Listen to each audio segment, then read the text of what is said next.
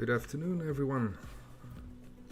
If you're dropping in or watching a recording, it's a crazy day today, so good time to do a live stream about what's happening in the financial world at the moment. I did a live stream earlier this week with some hedge trades that I was setting up, and they're pretty much exploding currently. So I hope audio and everything is okay, otherwise just let me know. So in case you have just woken up and haven't seen the news yet, the invasion of Ukraine is in full effect, and it's all out there throughout the country. And obviously that has a huge impact. Even though expected, it does have huge impact on the market. I'm not gonna go into any politics on that. Let's just focus on the trading part of things. As you can see, Europe is deeply red with the Stoxx 600, the European average index is minus 3.78. But also US pre-markets are looking quite red, and 2.72% on the Nasdaq futures, and market will open in about a half hour. So that is looking quite nasty, but well, to put things in perspective, this is the Russian stock market since the last peak in October. It has dropped more than 60% on the peak this morning, and it's currently at minus 53%. So that's with the economic sanctions from the UN and NATO still having to put really into effect, but they are pretty much priced in. So this is complete economical destruction there. The cost of war is more than the financial side, obviously, but we'll stick to charts today for this live stream. So yeah, I hope nobody has invested in in Russian stocks at the moment, because you're not in for a good ride. Yeah, cryptocurrency. Let's just look at the complete picture. It's just following the stock markets, to be expected. That you already seen the news articles and the tweets from Peter Schiff and stuff like guys like that. The digital gold narrative is gone. Well, you don't get to be inflation hedge within a decade. It's not realistic to expect that. The market still has to mature and grow and gain adoption, and only maybe in 5 to 10 years you will get to a maturity level where it's truly an inflation hedge, and it's used by several countries as national currency. Like we've seen that snowball effect just starting at the moment. Bitcoin almost 9% down, Ethereum 12.5% down. Alts are getting completely destroyed, obviously. That should not be any surprise. So let's quickly take a look at Bitcoin, what it has been doing. We've been following this descending major gain line from the February 22 peak at 45k. We tried to break out, failed, made much lower highs than the previous, had gradual decline, and then we dumped through this major support resistance level. Didn't even test it anymore, we just continued down the drain, fueled by the macroeconomics, obviously. And we now are trying to hold a level, and I'm actually quite surprised that, yeah, we did take a 6% hit in 4 hours overnight this morning when the invasion started. But I think the reaction to the news is very, very mild. It's only double the stock market losses, so that's in comparison to other times, it's been so far a very mild reaction. So that's quite interesting to see. Obviously, what do we have looking left? We have that 33k support level, that previous low from January, and then we have the 30k with this what is a insanely strong support from May 21, June 21 and July 21. So that's a very major support level. Let's take a look at some fundamentals after I quickly checked the chats. I just have one screen on because if I have too many screens and the live stream, it just crashes the software. Alright, so let's take a closer look at some important charts. Obviously DXY is breaking out, and not because the dollar gets stronger or like happening something there, but it's mainly it's the dollar compared to a basket of currencies, but mainly the euro in there. So obviously the European zone has been being much closer to the war front in the Ukraine. The impact is much higher. Don't forget that the Ukraine is major producer of grain and food like that, with a lot of countries dependent on them to export those grains. And also Russia is a very major supplier of oil and gas to whole of Europe. So having those two supply lines being cut off due to a war that will have a very huge impact on the worldwide, but specifically also the European economies.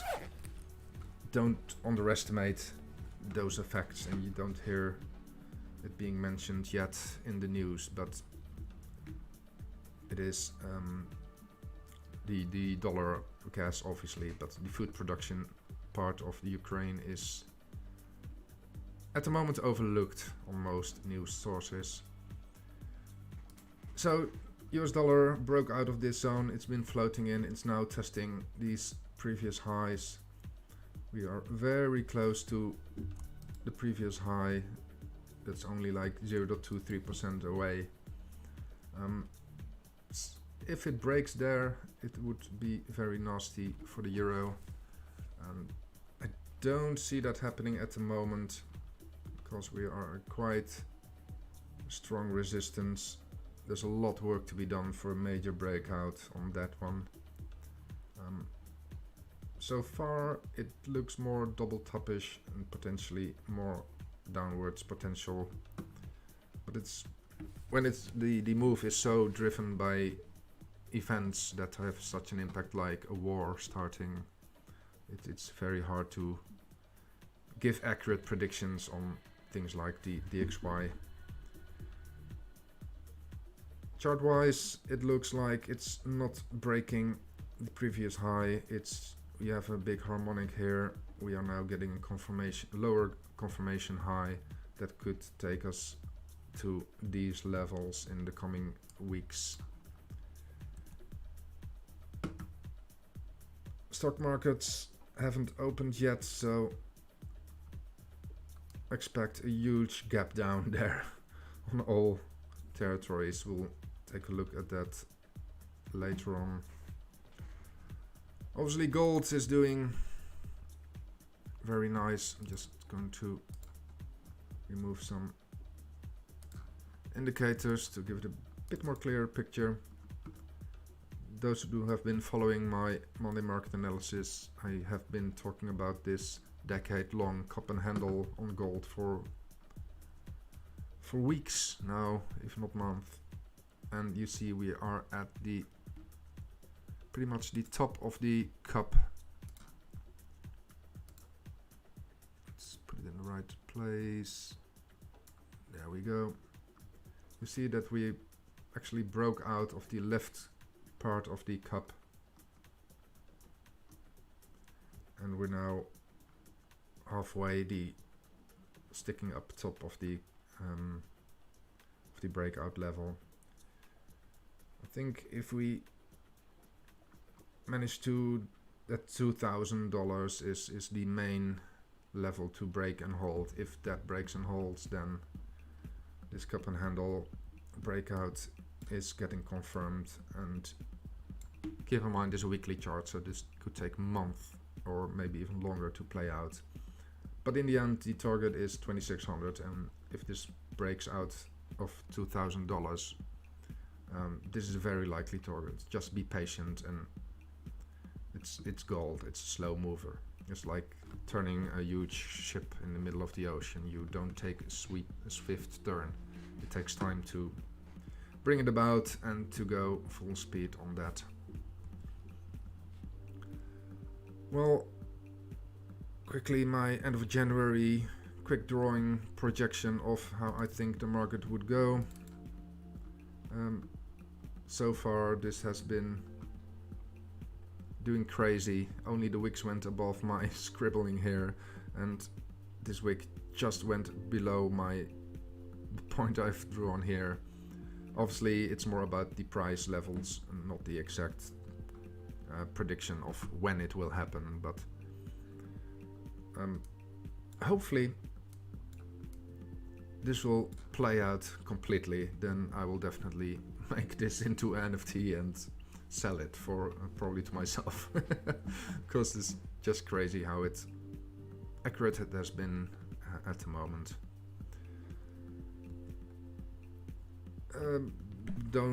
We don't even have to look to Bitcoin dominances and long positions and short positions at the moment.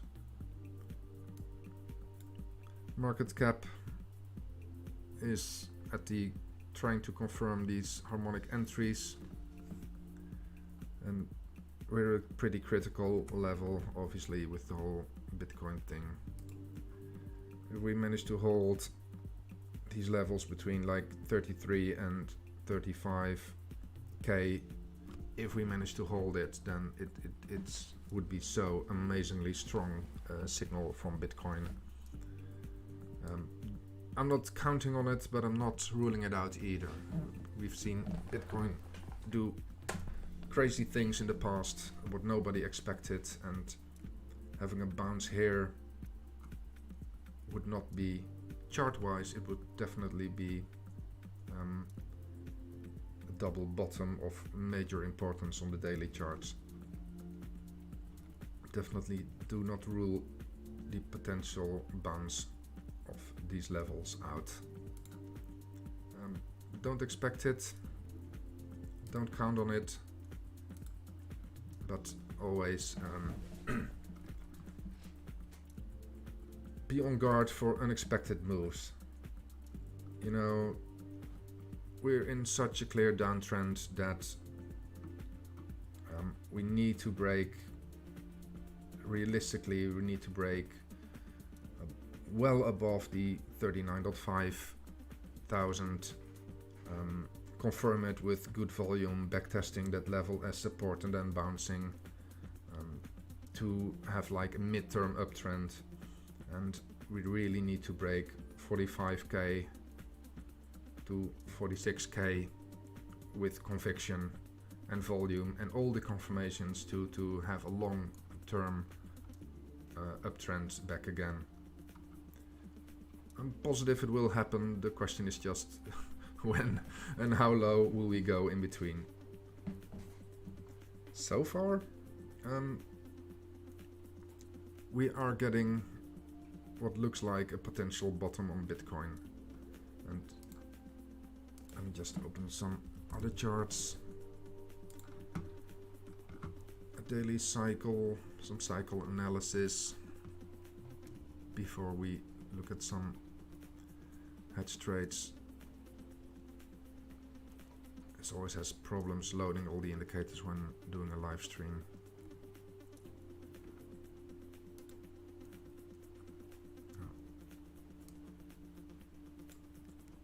So we haven't reached red areas on the daily heartbeat and the trend strength yet. We're still in orange. We see that this heartbeat line has not broken the 0.6 oversold territory yet. Probably if we make a dip to that 33k, 30 to 33k ish, we will get that green buying signal that we also had here. Doesn't mean we will immediately run up, but it does mean that we are forming some bottom there. So far we have not on this one. Logarithmic curves. We're still pretty much in the middle of the buying zone. So that's looking good. No real challenge there, and this still amazes me. When we drew this like a month ago, we identified the 34k-ish to be like this cycle's bottom if we get into a bear trend, and it has been holding for 2 major dumps already, and that's based on previous cycle analysis. Would still mean that the next targets are 74k before hitting 100 realistically. What do we have here? This trading tool exactly bouncing from the bottom. We are finally in the dark blue zone here, so that's getting too oversold a bit. There's a lot of downward space on this one, so daily cycle analysis, it's no fundamental huge damage yet, but we do need to hold above 30k, otherwise things could be getting quite nasty on that one. So we got 10 minutes for market open. Let's quickly refresh this one. Germany almost 5%, England, UK, Great Britain 3%, France 4%. It's completely down. US pre-market, it's recovering a bit. We did have much more red pre-market figures earlier this morning, so let's see how that turns out. Like, we were at 800 base points loss, and we're now only at 708 only. This could be a day where those circuit breakers hit in if things really go badly. First one is 7%, I think. At 7% loss, they just hold the stock market. Still, being used to cryptocurrency is just mind-blowing that it even exists, something like that. So that's it for the Bitcoin analysis, pretty much, before we switch to some more fundamental charts. I have more not fundamental. When we switch from fundamental to the hedge trades, earlier this week I did a zoom on some hedge stocks you can trade on FTX tokenized, U-States, Oil Fund, the gold miners and the junior gold miners here, the iSilver Trust there, and these are just supporting US dollar index, swapping between GDX and GDXJ to swap out some profits without losing the hedge class. Gold Silver and the PAX Gold, that's doing crazy wiki things at the moment. Top one are the official stock counters. They are still closed. And I'm just gonna kill Siri on my phone for this. Obviously, though, the market has not opened yet. You still see they are in pre-market. These are the tokenized versions that already give the pre-market data. So, just thinking when it was that I streamed the hedge trades, I think it was Tuesday. It was, I think, yeah, 2 days ago. We did TA on this one. So it was on the 22nd, just after the holiday. So since that time we roughly did 8-9%, almost 10% at the peak on US oil fund. Because obviously if Russia doesn't deliver oil anymore, the oil has to be coming from somewhere else, with the United States obviously being a big producer of oil too. So this is just switching to the weekly quickly, to the official ticker. You see that we are filling that gap as expected. The pre-market is now showing that we are exactly at the gap fill here. So then it is becoming interesting quite a bit. If we manage to break 70, confirm it, then yeah, we could see $100 easy within no time, with 120 as next level supports. And the upside potential, if you look back in history, like this is what happened in the 2008 financial crisis, when this was obviously being treated as a hedge. So from January 7 to July 8, it went up 174%. So afterwards it got completely destroyed, obviously, because it went parabolic dead up and it got punished. So be sure to set like a trailing, if you're trading this, wide trailing stop loss, or just raise your stop loss manually, because this thing can jump around quite badly.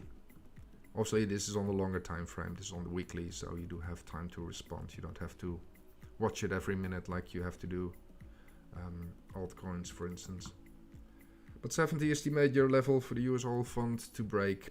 It's been going crazy today. It's not visible there yet. Let's go to the tokenized. It has been jumping up crazily, and obviously we're now getting the volatility just before the opening of the market, when the pre-market orders are floating in badly, and this is usual behavior just before the market opens, if you look at the tokenized stocks. So US oil fund, now we switch to gold miners ETF. Same story here. We went in on the 22nd, somewhere here. It went down a bit when things were looking a bit nice, some volatile action there, and now we've been up 4 to 5% almost in the pre-market. If we look on the daily perspective on that, you see that we are hitting very critical. You see my alerts being set on 35, just above 35-ish. 35-ish breaks, we will probably get, the pre-market is already 36. Next level is that 36.8-ish gap fill plus the previous high at April 21. This is the next level, and obviously then we switch to the high 30s. Let's look at, I don't know if we can scroll all the way back. Let's do it on the weekly to make it a bit more clear. We did have large, we have been on 67 at previous all-time highs, I think, on this one. So there's plenty of upside potential for this asset to go. If you look what it did, it bottomed out, typical wick of accumulation here. You had your downtrend, you had your class, your phase A, B, C, you had your spring at the back, you established, you tested the highs. Now you made a much higher low here, which was tested violently on that gold fake out of March 20, when we had the COVID crash. It just confirmed this bottom as support exactly at the top of this spring. We have been zigzag accumulation up. Pretty much that's what we are doing, and we're now trying to go into phase E, the full-blown testing. Eerst je iPhone ontgrendelen. So, nice W shape here that's trying to break out on the weekly chart of the gold miners. Switching back to the daily, we got the same behavior. Testing the resistance line, getting rejection, but not falling down that far. Testing it again, and it's trying to hit it. Same goes for the junior gold miners. Let's just take the tokenized version. It's a bit behind, so I think junior gold miners could catch up a bit, like 4 or 5% compared to GDX. I'm trading this on FTX, where you can just swap between those two without paying any fees. If we look at GDX divided by GDXJ, you see that we are looking like we're topping out on GDX, and if we break this level, we could probably see that run up from GDXJ, the junior miners. So I'm watching this level. If this breaks, I will swap from GDX to GDXJ, get that extra 5, 6, 7% gains, and then swap it back when it recovers. So I'm not leaving the asset class as hedge. I'm just switching between those two variants of the bigger companies and the smaller, newer gold mining companies. I think it's a very funny way to trade between those two based on this chart. And TA is definitely respected by this. You see resistance hit, rejected, ascending support, the same resistance hit, and we gapped open,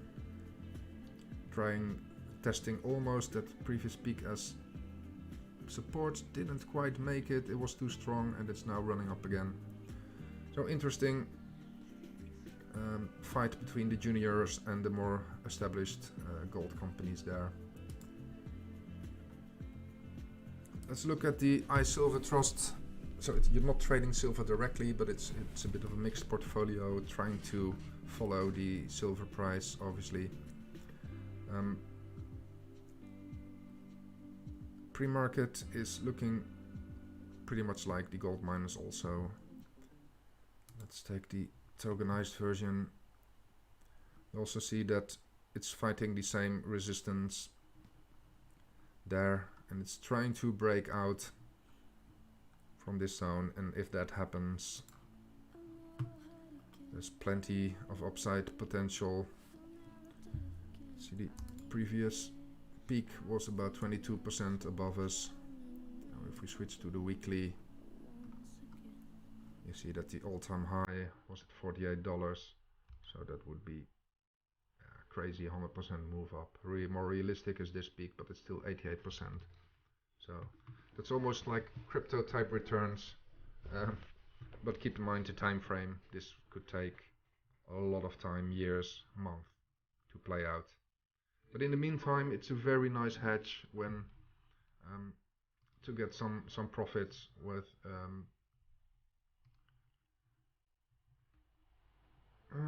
There we go. Markets are opening. So it's a very nice way to gain some profits and not all the alerts are going off without just hedging to USDT. Obviously you gain if Bitcoin drops and you buy in later, or crypto, but it is still nice to stay active trading and get some gains.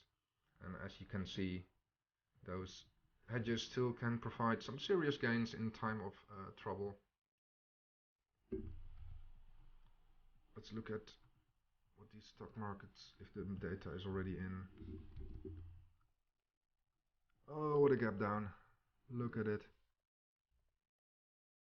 That is so utterly destroyed. So we gapped down like 2.5%. Nasty. Really, we are at the lowest point now since May 21.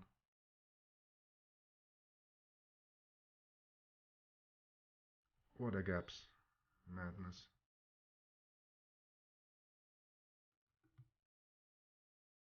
So the data is flowing in.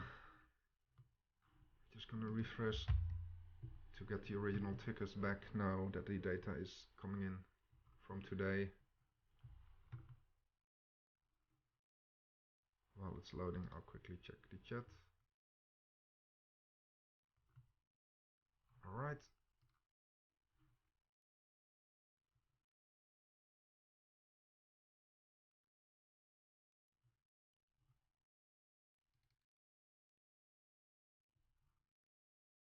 Come on.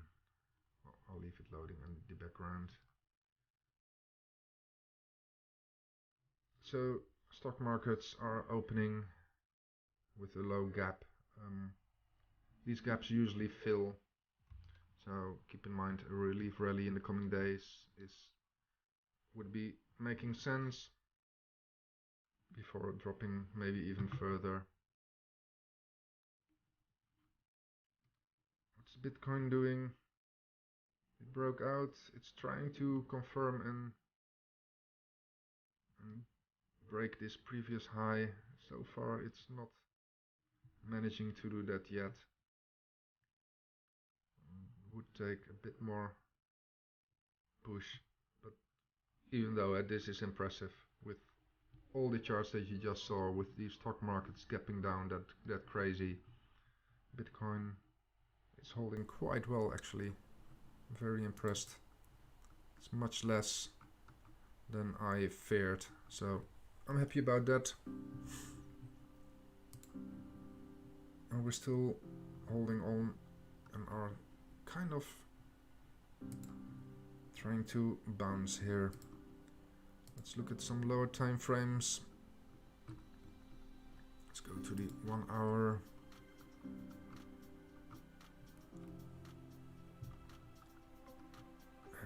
We got a very solid anchor wave forming, so now we have to wait to see if we get a trigger wave, maybe with some divergence on it. If we look at, I'm just gonna turn those harmonics off for the moment. At the 1 hour you see we were oversold and we are starting to curve up. So obviously we have a trend filter enabled now. Let's take a look at it unfiltered, and you see your longs. This is the unfiltered view. See that we have the curve alert already here. But if we take a look at 4 hours, we are just entered the oversold territory, and price could go quite lower, but the wait is for this to curve up nicely, the trend exhaustion. We do have a count 13 bearish. That could indicate some longer term downwards potentially, or sorry, upwards potentially. So this means a 13 and higher time frame cycle has been completed, like the selling cycle has been completed. And locally the 4 hour is count 6. It's usually exhausted around 8-9, and if you have some alignment between the potential reverse zone of that count with a diverging trend momentum or relative delta there, we could be aligning up for a higher time frame buying signal, but we're definitely not there yet. So indicators could signal that a bottom is near. Obviously on this time frame 33k is close. It's barely any different if the bottom is here or there for the oscillators, like 33. So do expect some potential volatility on areas like this. If we go to the low time frame, it is starting to get some new data, but doesn't look like we are really bouncing to the upside here yet. Volume is also, it was okay, but you see we are wicking down. It was a big wick up and does not seem to be pushing through. How fast was that? Ah, that was really fast. Like 3 minutes. Most of it was in 1 minute. It just shoot up and shot down.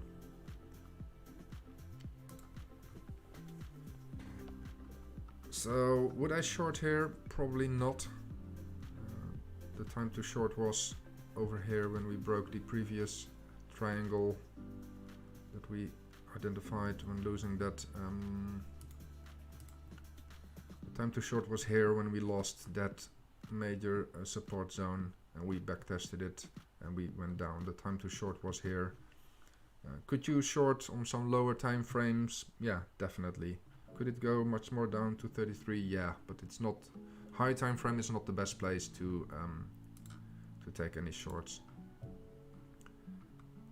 Chart wise, it looks like very good potential higher low on like the daily weekly time frame, with January end of January being the first one. So hedges are looking good. We got the market open volatility there. Let's see how the world develops in the coming days. Hopefully, especially for the common people on the ground in Ukraine, they manage to stay a bit safe. You don't want to be in a war zone, that's terrible. So hopefully this gets resolved without too many casualties on both sides. Chart wise, I think I covered everything I wanted to cover in this live stream. Let's see if Bitcoin can amaze the world and break up to the upside. Well, the whole world is essentially going down. That would be amazing to see. So thanks for watching, everyone. If there are big developments, I'll probably try another live stream in the coming days. In the past I have been just doing zooms and streams like this for my TradeMentor members, but I think I'll do some public live streams a bit more in the future, because I want to grow my thing. I'm not like a shiller or a YouTube fearmonger or clickbaiter. I'm just a guy with his charts and his indicators that deserve a bit more love from the world. Alright, thanks for being here, and stick around for the next live stream, and speak to you later.